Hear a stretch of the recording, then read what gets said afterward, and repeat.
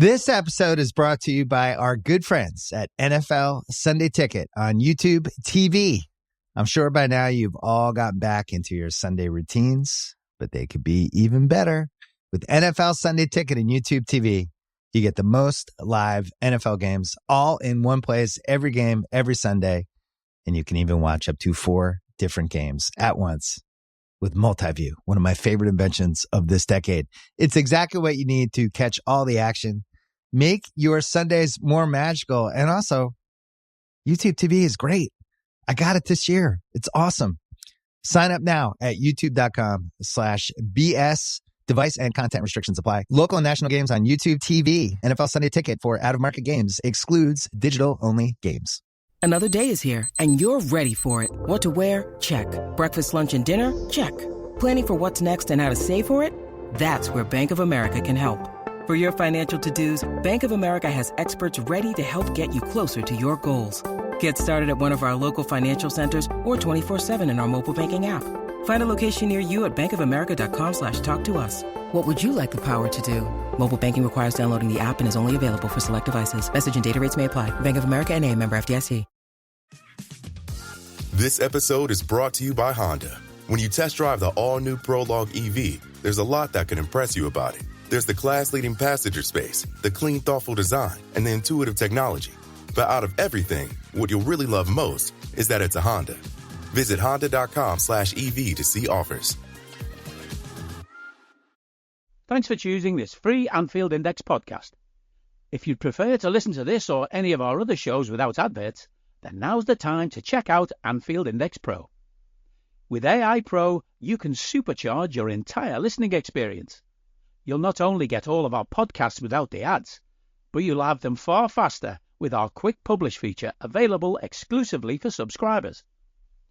AI Pro also puts you in the heart of our sound studio, with an option to listen to many of our shows live and interact with the podcasters in real time as the shows are recording.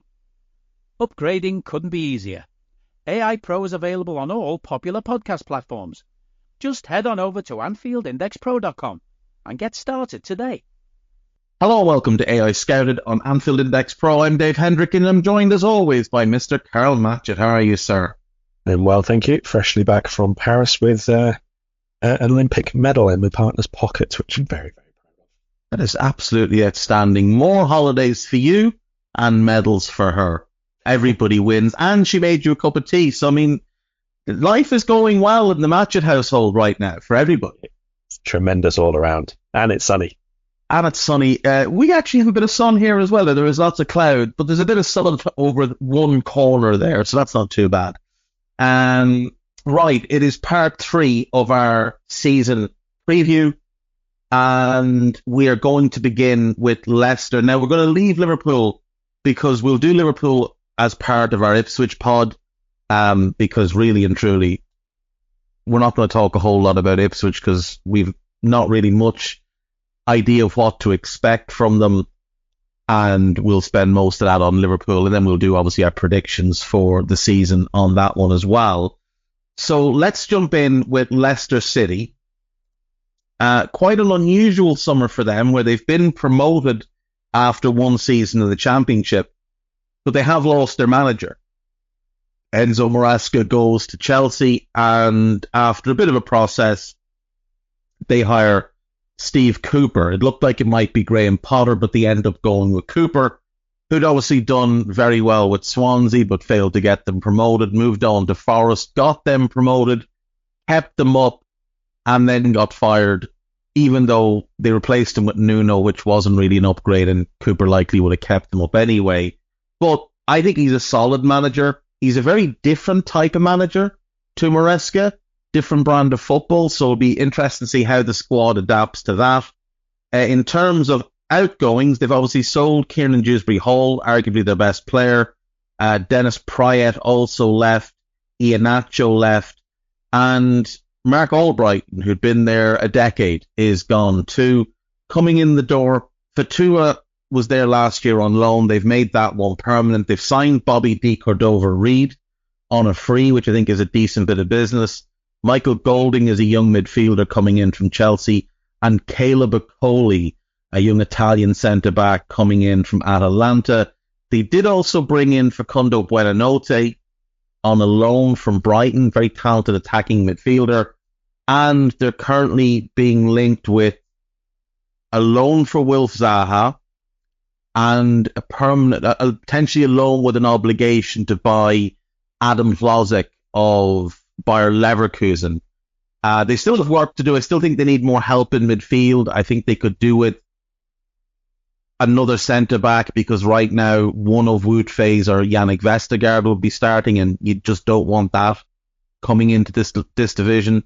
But overall, I think they've had an okay window. But obviously, newly promoted, they're going to be facing an uphill battle regardless, even though they do have maybe more of a Premier League ready squad than the clubs that came up last summer. So I think all the way back to what you've said at the start here is maybe where I'd like to begin with Leicester, because although I'm not like a big fan of Leicester being back in the league or anything like that, like lots and lots of clubs we've spoken about previously that we like to see back in the top flight, they just don't happen to be on my list, right? But I do think that they deserve some real credit here for the managerial process that they had, because we've seen a lot of clubs over the last few seasons, and some of them supposedly big clubs who have a great plan and know what they're doing and all the rest of it, jump from managerial potential appointment to managerial potential appointment with absolutely no continuity or similarity in those head coaches. I think the two that they basically identified were the exact same profile, even if they're not the exact same way or the exact same person. They do both have really clear identities and a lot of overlapping similarities between the two of them. Yeah, I think so. And, both young British managers with high upside, with proven track records in the division. We saw Cooper bring a team up and keep them up. We saw Potter go into a Brighton team that looked like they potentially could go down, keep them up, and then turn them around completely. And I think if Cooper had had a more stable environment, I suppose, at Forest, as opposed to, we saw the summer they came up, the ludicrous amount of business that they did and how much of it was done in the last 48 hours of the window. And the same last year, it looked like they were going to have quite a sensible summer. And then in the last couple of days of the window, there's like 11 new players in the door. And he's kind of being forced to build a team on the fly when he's gone through pre-season with one group of players, gotten them used to one way of playing. And now all these other players are being added in, some of whom didn't fit into what he wanted to do. I think the fact that Leicester were able to go and do this early as well and give him pre-season, give him time to work with the players, we definitely won't see the same volume of incoming. Now, Guy points out that they are being linked to Fotis Ioannidis, the Panathinaikos striker. 23.2 million bid gone in for him. We'll see if anything comes of that. Obviously, their owner is Greek. Their sporting director, I believe, or one of the people involved, is the son of said owner and knows the Greek league quite well. Obviously, they own Olympiacos too. So they will know this guy. They'll have done their due diligence on him. But, I would look at their squad and say goalkeeper is one of the positions that they should address, because I look at the goalkeepers. I think Hermansen's decent. Thought he looked pretty good last year. Is he Premier League caliber? We'll see. You've got Danny Ward, Daniel Iverson, and Stolarczyk, the young Polish goalkeeper there. So goalkeeper looks fairly set for them. Defence, you've got Justin and Pereira at right back. You've got Thomas and Christiansen at left back. In the middle, they've obviously brought in a Coley. It's a partner for him I think they need, because Faes, Cody and Vestergaard I wouldn't deem as being good enough to start in the Premier League. I'd like another body in midfield, but you've got Winks, you've got Samare back, you've got Ndidi signed to a new deal, Hamza Chowdhury is still there. We'll see if Golding plays much. And then in that attacking midfield line, Fatua on the right, Mavididi on the left, they were both excellent last year. Buonanotte plays maybe as the 10. You've got Casey McAteer there. You've got D. Cordova. Reed can cover both wings. I mentioned the players they're being linked with, Will Zaha and Vlasik. 9 would then be the other position of need, because while Vardy is still a good player, what is he now, 37? He'll turn 38, I think, in January. So you're not going to be able to play him every week. Patson Daka hasn't worked out there, and they spent big money on Tom Cannon from Everton last summer, and he didn't look quite ready for the Championship, so he might be one that could use a season out on loan. So I do think centre-back,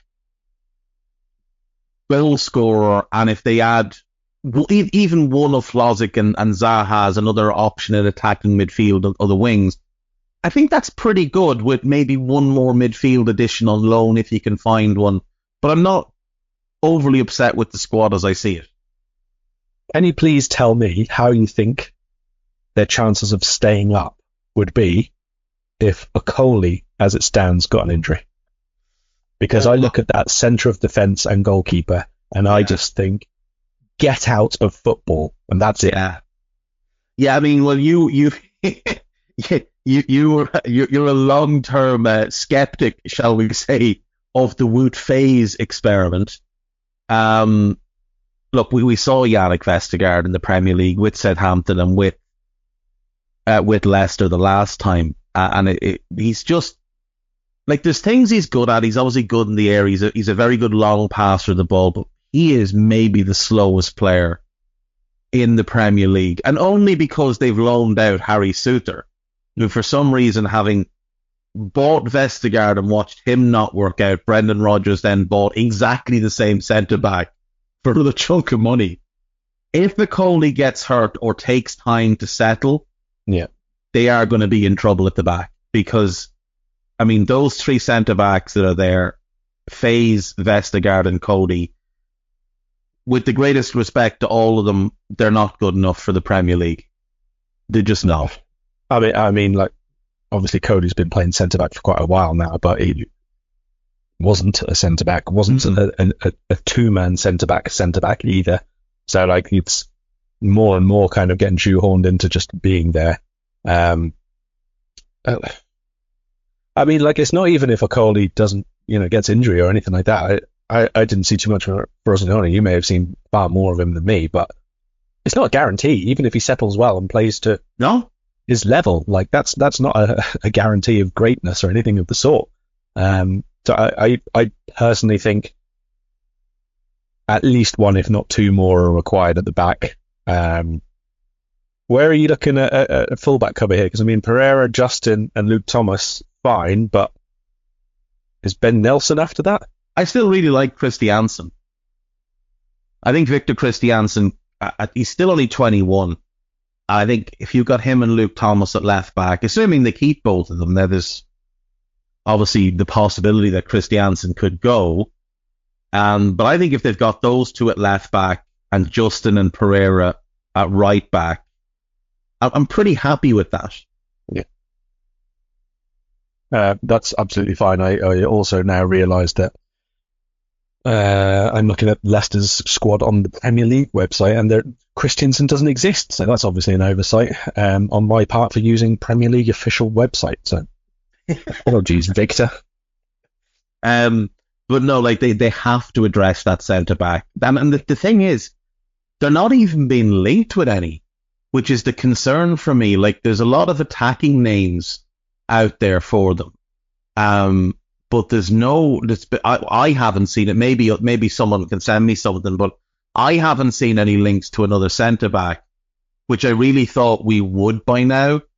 Now, there's still 18 days left in the window. It may be a thing that they just, later in the window, they'll go and address that. But for me, for Steve Cooper, who's a coach that begins with his defence, and he sets that up to be solid and give him the base and the platform, try and concede as few goals as possible, and then it makes it easier to get points.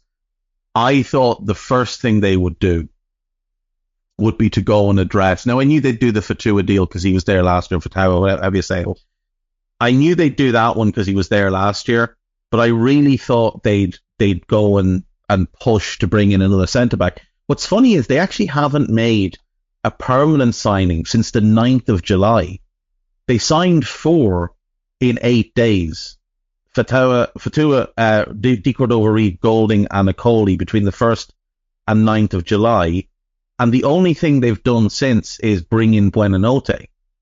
So, they've been a little bit quiet at the moment. So maybe they are working on something. But the only defensive rumour I can see at the minute on a quick page, 2-page scan there is Arta Tiate, which, okay, probably a level above where Leicester were last year for sure. But if you're going to try and put Tiate and Faust together, we've already seen how that goes. It's not good. It's not good at all. I do think they're a much stronger team than the ones that came up last summer. Like, if you look at the 3 teams that came up last summer, Luton, it was very clear what the plan was. Come up, use some of the money, build a good championship team, go down, and be in a good position to try and come straight back up. Now, they've lost Ross Barkley and 1 or 2 others, so it's questionable, but that was their plan, and that's fair enough. The journey they've been on, nobody could criticise them. Sheffield United came up, lost Iliman Ndiaye and lost Sander Berg, the 2 best players, and didn't do anything other than really replace them and bring in a couple of loan pieces. They set themselves up for failure. And then with Burnley, they just went buck wild and spent loads of money on loads of young, unproven players. And yeah, there's loads of talent there. It's now in the hands of Scotty Two-Coats, but there's loads of talent there. But it was never all going to come together in one season under such a young, unproven manager like Kompany. With Leicester, you look at the squad and you think, okay, there's a bunch of players there, and we can discuss whether or not they're good enough, but they have played plenty in this division.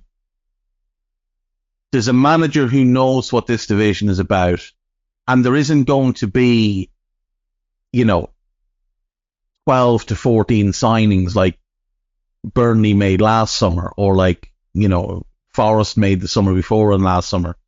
It's going to be a more measured approach. So I do think they're stronger than those teams.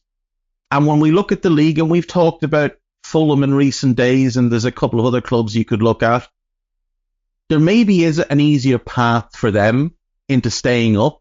The 2 teams that come up with them, I think they're stronger than either of them. So between those 2, Fulham, Forest, Wolves maybe, losing Kilman and Neto, I do think there is a path to Leicester surviving and staying in the league. Ryan Reynolds here for, I guess, my 100th Mint commercial. No. I mean, honestly, when I started this, I thought I only have to do like 4 of these. I mean, it's unlimited premium wireless for $15 a month. How are there still people paying 2 or 3 times that much? I'm sorry, I shouldn't be victim blaming here. Give it a try at mintmobile.com/save. Whenever you're ready. $45 upfront payment equivalent to $15 per month. New customers on first 3-month plan only. Taxes and fees extra. Speed slower above 40 gigabytes. See details. This episode is brought to you by Experian. Are you paying for subscriptions you don't use but can't find the time or energy to cancel them? Experian could cancel unwanted subscriptions for you, saving you an average of $270 per year and plenty of time. Download the Experian app. Results will vary. Not all subscriptions are eligible. Savings are not guaranteed. Paid membership with connected payment account required. I've got Dan Morgan here on the pod. Say hi, Dan. Hey, how's it going today? It's going good, man. Tell us who you are and what you do. I'm Dan Morgan. I'm an attorney and a managing partner at Morgan & Morgan, which is America's largest injury law firm. That's pretty awesome. Why do you guys think you win so many cases? The insurance companies and other companies that we go against know that we're going to take it to the end, that we believe in the case. So we fight for every dollar, and we're not afraid to go that extra mile for our clients. Are insurance companies actually afraid of you guys? We don't bluff. We take it to trial, and we are not strangers of getting very, very, very large verdicts. Awesome. So how does someone get in contact with Morgan & Morgan? What would I do if I got into an accident? Probably the easiest way is dialing pound law. That's pound 529 from your cell phone. And our call center is always waiting to take your call. 24/7, 365. Wow. Dan Morgan from Morgan & Morgan, America's largest injury law firm. Thanks for coming by the show. Thanks for having me. Visit forthepeople.com for an office near you. I don't need a VPN. I've got nothing to hide.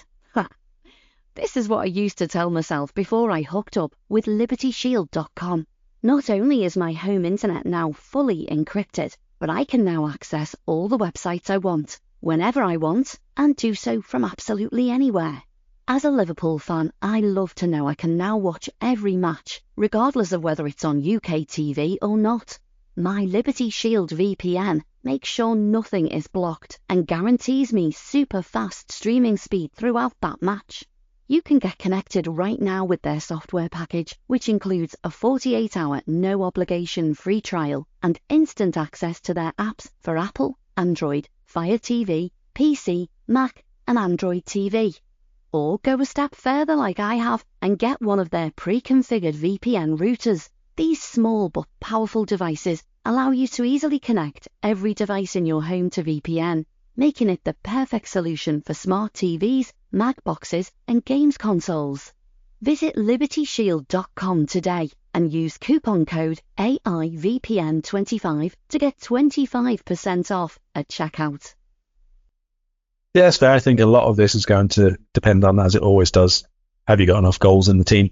I think that I don't think that, even if they do bring in another defender, I don't think they're going to end up being, one of the most watertight clubs or anything like that, partly because not necessarily managerial style and not necessarily the level of play that they have, but have they got enough goals to compensate for that? If you're going to accept that you're not going to have, a top 5 defence or something like that, have you got enough creativity? Have you got enough goals? Have you replaced the ones you've lost? And not just from Dewsbury Hall, but also another year of Jamie Vardy getting older. That's 2 years of Jamie Vardy getting older since he last scored in the Premier League. Yeah. That's where my real question mark still lies here over their overall survival. Mm. Yeah, I think that's very fair. And obviously, like I say, Iheanacho gone as well. So another player who, inconsistent and frustrating as he was, had proved he could score some goals in the Premier League. He's gone, so you're going to have to replace that too. The 2 lads that starred on the wing for them last year have not proven it in the Premier League. They were big sources of goals for them too. We'll see if that carries over. Right, moving on. Manchester City. So, a bit of a weird summer so far, Karl. The only signing is Savinho, and that's not really a signing. It's more a promotion from one of their many academies. Internal promotion. It's just bizarre. And then they sold a ton of players. So Tommy Doyle, that's a deal that was agreed last summer. Howard Bellis was an obligation to buy. Sergio Gomez is gone to Real Sociedad. Liam Delap has gone to Ipswich. None of these players had contributed for City. But one who did contribute immense amounts for them over the last 2 seasons was Julian Alvarez. And they've sold him to Atletico Madrid. Now, they got a really good price for him. I'd have happily paid it to bring him to us. I love him. But they got a good price from considering what they paid. But right now, they're a worse team than they were at the end of last season, because Alvarez was a big part of their success because he could fill in 2 or 3 different positions. He was always reliable. He was a consistent source of goals and assists for them across all competitions. And Savinho is immensely talented. There's no question he's immensely talented, but he doesn't replace Alvarez because he doesn't play the same position.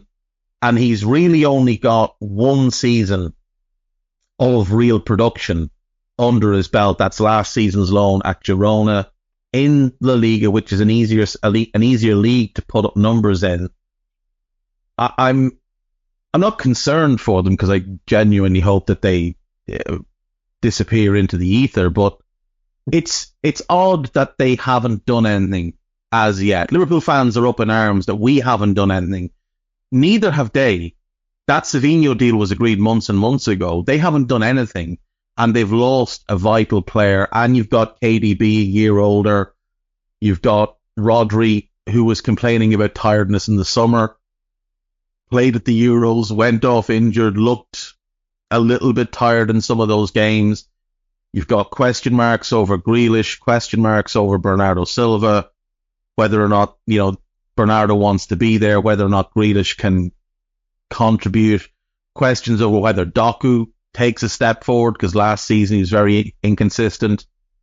They've got questions in defence. Kyle Walker, we saw an enormous drop-off in him over the last couple of years. There was obviously Ederson all summer long. Is he going to go? Is he going to stay? It's never good when you're one of the top clubs and your goalkeeper spends months, considering a move to Saudi Arabia. And I do think there's questions at centre-back as well. I think AEye is very, very good, but I still think he's more of a left-back than a centre-back, but you spent all that money on Guardiola and he's the chosen left-back. Diaz, we've definitely seen some drop-off in. And John Stones just doesn't play nearly enough football. So you can't really rely on him. I think City have a lot of questions going into the season, and I think they've gotten worse as a squad. Yeah, I mean, like losing Alvarez, I know what you're saying about you would have paid it. I think if he was at my club, I probably also would have taken that amount of money to sell him, because it is a big fee, and you'd want someone you're paying that much money for to be an absolute guarantee of like the difference of whatever it is that you're trying to accomplish. Go for the title in Atletico's case, probably. But if he's not your starter, I think they're right to take that money, especially considering the fee that they paid for him. In Liverpool terms, I suppose that's sort of the equivalent of losing Darwin Núñez and not replacing him, because he's not the guaranteed starter, but goals and assists combination, pretty much spot on for last season. I think it was 20 to 19 between the two of them. Alvarez played a few more minutes and made a few more starts, but effectively that's the kind of player that they haven't replaced. It's like their alternative starter who starts a huge number of games. So I do think that they will do something there, but Savio signing, Savinho as we're apparently now calling him, I'm not sure that adds loads. Like, I like him as a player a lot. I think he's better than Doku, but you can still only play one of them. And let's say he gets a bit of a bedding in period or whatever, and then he comes into the team, well, then you're just not playing Doku. So, yeah, there's not really any alternative. It's one or the other. And then obviously you've still got to find somewhere for Grealish if he's going to have some sort of involvement. So Grealish may end up being a number 10 more often, or he may sort of dovetail a bit more with De Bruyne or whatever it is. But you can still effectively only have one or the other of Doku and Savinho. So I think it's not an improvement to the team, for sure. They're also starting from the highest point. We have to acknowledge that. Yeah, again, of course. They're okay to lose an element of the team and not replace it. But if the rest of the team doesn't perform to the very best level it can, then that is a big worry and a drop-off for them. Because I think, let's assume that they do sell Calvin Phillips, which seems like the case and seems like the right thing to do. They've got Kovacic and Núñez, I would say, who probably they would expect to get a bit more from in both cases in midfield. If you don't, I think that's problematic. But on the other hand, De Bruyne probably gives them a bit more than he did last year, because there was a lot of injuries and returning from injuries. And how did he play? Like it played less than half the season. Oh, yeah, comfortably less than half, yeah. 18 games. So he missed 20 Premier League games and didn't start all 18 of those. You also have to factor in that Erling Haaland missed a chunk of last season through injury. He missed 7 games, so there's a chance he plays a bit more. There is definitely internal development for them with those two potentially playing more. Maybe Maximo Perrone sticks around this year and he's the backup defensive midfielder that gives Rodri a bit more rest. And like you say, you've got Kovacic and Matheus Nunes for that other role. You've got Bernardo can play in that double pivot if need be. I think they'll be looking for another step forward from Phil Foden. Obviously had a wonderful year for them last year. You know, he's 24 now. They'll be looking for him to continue that development. So they probably will be looking at some internal development. I think they're going to keep James McAtee around. They're quite high on this Nico O'Reilly kid. I think we'll see a bit more of Rico Lewis this year. So, you know, they are putting a bit more faith in some of those highly regarded young players that they've got, and we'll see if they can contribute. But here's what we know about them, Karl. If it comes to February and it's a title race, like it looks like it's going to be really close, and they keep track with Liverpool or Arsenal or both, and we get to the last 10 games, if City are within 2 points of the top of the league, there's no way you're picking against them. Because they just know how to win when it gets down to the crunch of the season. They've proven it over and over again. that nobody has shown any capability of beating them in a close run title race. They've had 4 now. Last season, the season before, obviously Arsenal bottled it early and City ran away with it and then just sort of threw away the last 2 games because they were focused on the Champions League.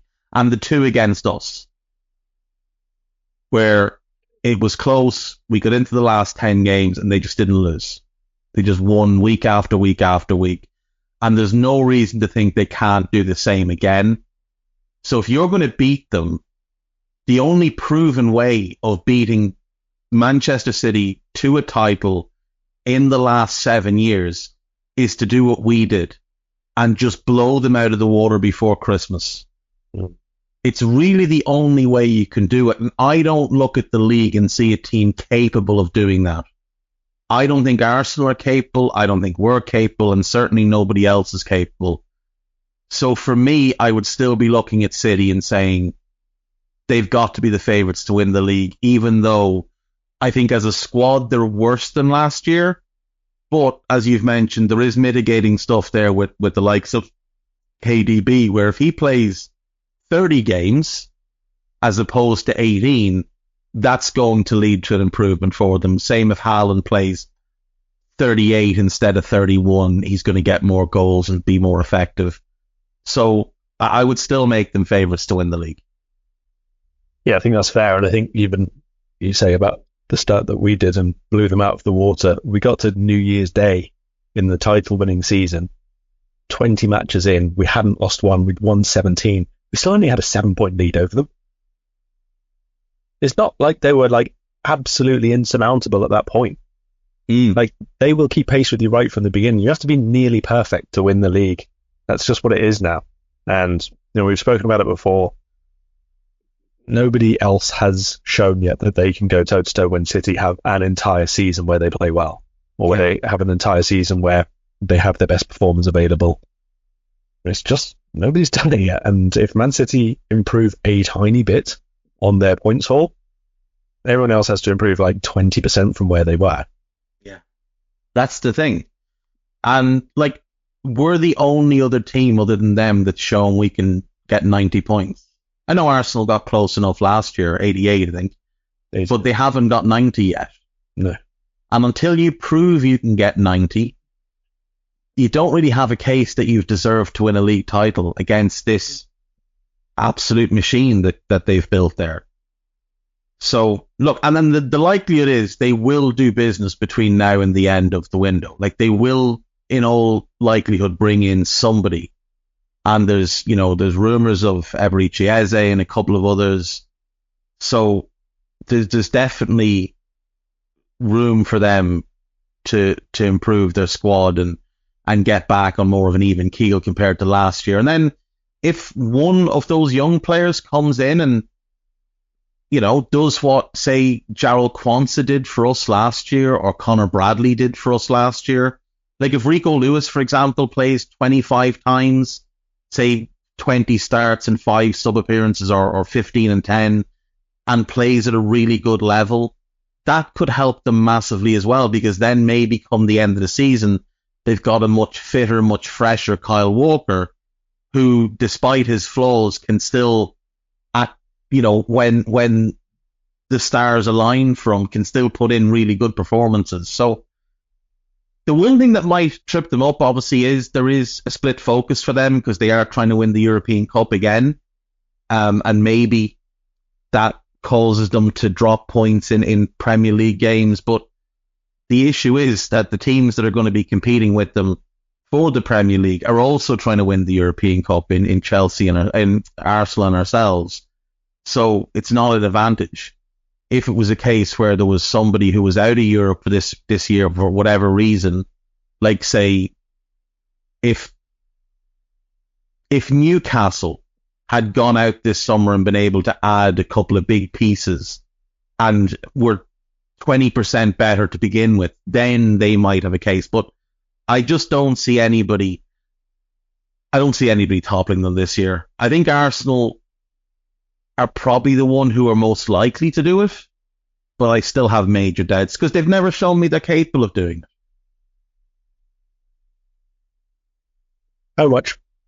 No, not how much. How many do you think Man City... What points range is the better question here? Not how many do you think they'll win. What points range do you think this Man City would be happy with right now? 91 points last season. Do you think that they go again for the, let's say, 93 to 89 and think that that's enough to win the league? Or do you think that they look at it again this year and think we probably need the 95-ish sort of range? No, I think they'll look at it and think 89 to 93 is going to be good enough, because outside of that 2017-2018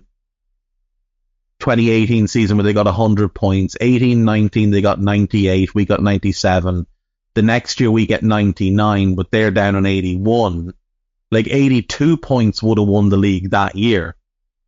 Then City won it with, 87 the next season, which was the COVID year. Then they needed 93 to beat us, but they haven't needed to really extend themselves. There's only been those two. Actually, there's only ever been one season where you needed to go above 93 to win the league, which is 18-19. Because the two seasons where we won it on 99 and they won it on 100, we won it by like 18 points and so did they. So they're probably going to look at it and say, look, realistically, if we get to 93, we're sorted, we're guaranteed. But 90-91 probably wins it for us, because there's a lot of parity in the middle of the pack, and there's teams developing that I think are going to be more capable of taking points off the likes of us and Arsenal, like Villa, like Spurs, like Toon. You know, United and Chelsea might look at Arsenal and think, well, this season we're going to take points off them in both games. We're capable of getting a draw. Like Chelsea will still believe they should have beaten Arsenal last year at the Bridge, and they'll believe they'll be better this year. Whether they are or not is anybody's guess, but I do think City will look at it and say 90 is probably enough. If we get to 93, we're very, very confident we'll win the league. Nobody has any reason to think this Arsenal team are capable of getting 94, because they haven't shown that they are. Everything broke for Arsenal last year. Absolutely everything went in their favour last year, and they still topped out at 88. And you look at the summer that they've had thus far. I mean, Calafiori's a good signing, but are they improved from last year? I'm not sure they are. Like, they had the best defence in the league last year. You signed another defender. Like, your defence can only improve so much. It's not going to help you score more goals. And the issue Arsenal had last season was they couldn't score enough goals from open play to win certain games, or to get draws in certain games that they lost. Yeah, I agree. I think if you're looking at Liverpool and Arsenal only as their challengers, Liverpool get 10% points more than we did last season. We still don't get enough to do what Man City did last year. That's the kind of gap that we're looking at the minute. Arsenal, like you say, not conceding goals wasn't necessarily the issue there. There was a few games where they couldn't find winners. There were a few games where they had that front three were not quite there. Martinelli maybe not finding the consistency, that kind of thing. So I don't think that they've addressed that yet. And sorry, I just lost what I was thinking about there, because I see Chelsea have given a new contract to Cole Palmer, who's now tied to them until 2033. I just find it funny. Sorry.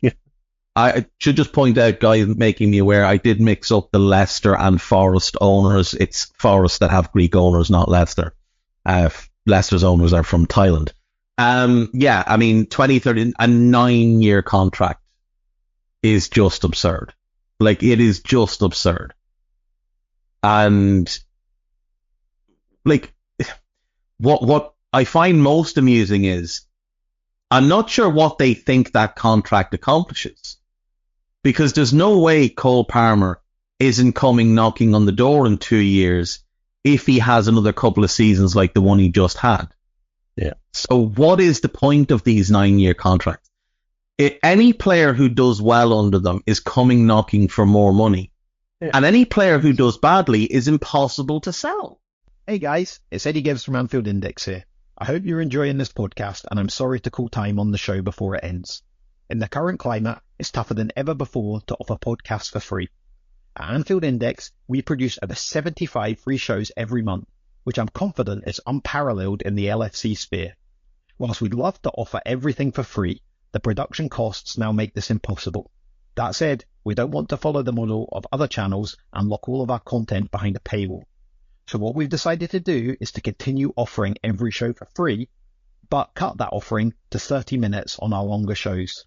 So to get all of our shows in full and enjoy the best of everything we have to offer, we really hope you'll consider supporting the channel and signing up at AnfieldIndexPro.com.